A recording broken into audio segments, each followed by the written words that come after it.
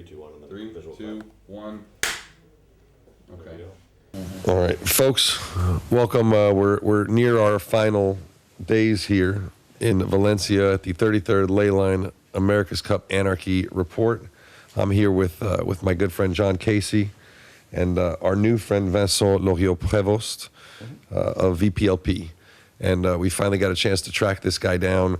It's been hard. You've been a very busy man, but welcome to the On the Water Anarchy Report, Vincent. Thanks for me to be there with you. I'm very happy.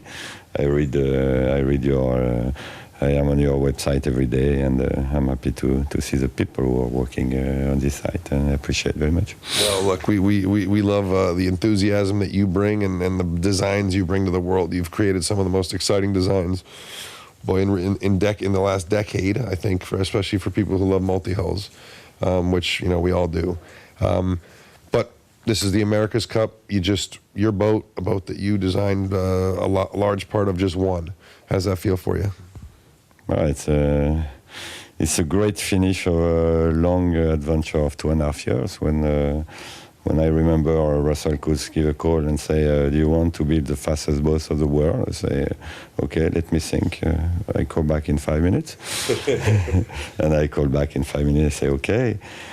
And in fact, I think he explained me the topic, and he knew that we were quite in the mood for this kind of big boats in terms of experience, loads, and so on. And they say, okay, you've got 10 months to design a boat and build a boat, because it was in July, and the race had to be raced in July next year.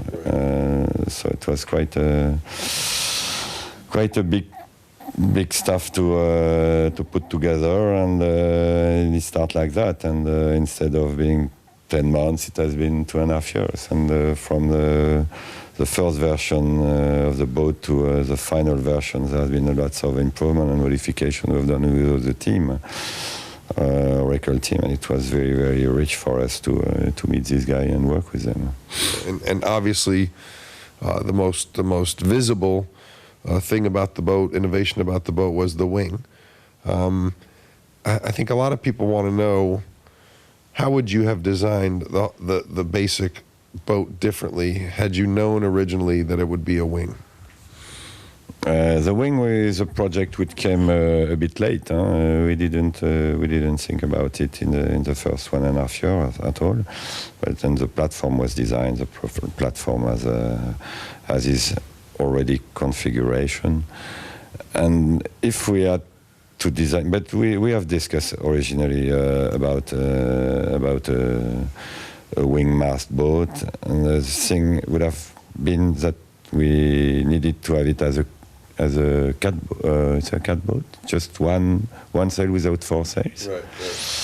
which would have meant very higher mass than we have today. But if we had to design a boat which is a pure wing mast boat, we can save a lot of weight on the platform, because we don't have any loads from any stay or main sheet tension and so on, and the main hull would have been pretty lighter than it is. Yes. Is the ideal boat for a wing mast with such low drag and light loads compared to conventional mast, is the ideal boat still going to be a fairly square trimaran? I think wing or not wing, because I'm not sure that the result would have changed a lot without the wing if we had a soft rig, which was a conventional the boat had for the first months.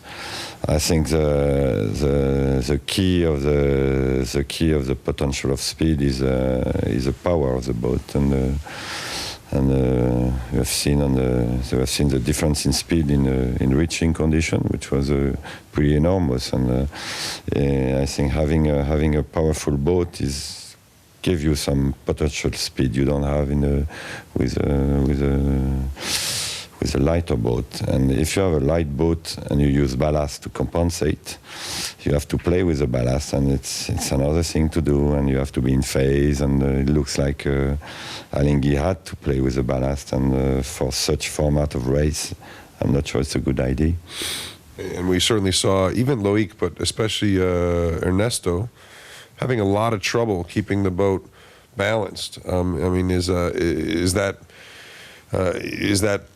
primarily because it's such a light boat, or does the wing have a lot to do with that too? Why the BMW boat was able to just be so much cleaner and straighter and more even?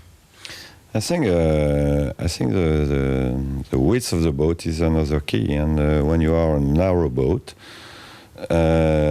you've got a kind of stability curve which is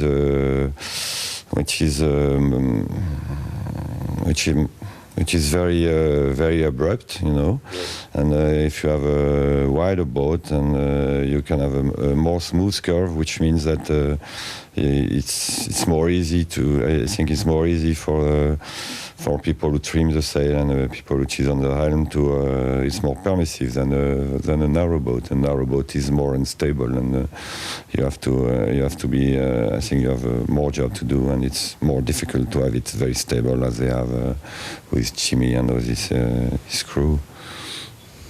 Let me. I want to ask one more question about the Cup. The budgets for these boats, especially for the BMW Oracle Trimaran, obviously are massive compared to many other projects. Well, who knows what they are, but I'm guessing they're pretty massive. The amount of research and analysis that you can do and study before building probably is more than most of the other boats you've ever dealt with, even though you were on a restricted timeline.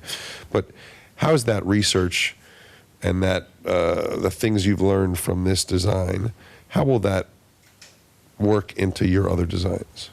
I think we did have pretty much time for this boat, and I think if the budget is very important, it's just because it has been non-stop 2.5 years of research and modifying one mast, two masts, three masts, one set of centerboard and foil, and after first set of dagger foil and second set of dagger foil, same for the rudders.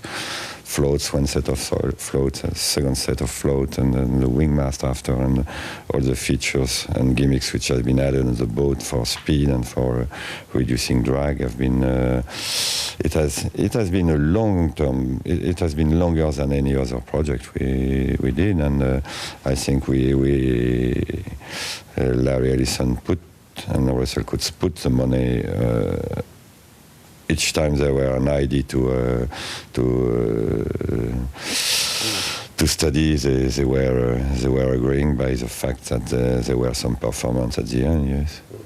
So, I mean, will that research work its way into your other designs? I mean, what big lessons do you learn from all that research to bring to future VPLP boats? I mean, all the options which has been taken on these boats are mainly options for a day boat like America's Cup, and I'm not sure that most of the features we have put on this boat could be adapted to ocean racing. Because fair answer. John, I know you have a bunch of questions. In your answers there, you did actually answer a lot with the changes on the boat of my questions. But a specific question is, you mentioned the dagger foils.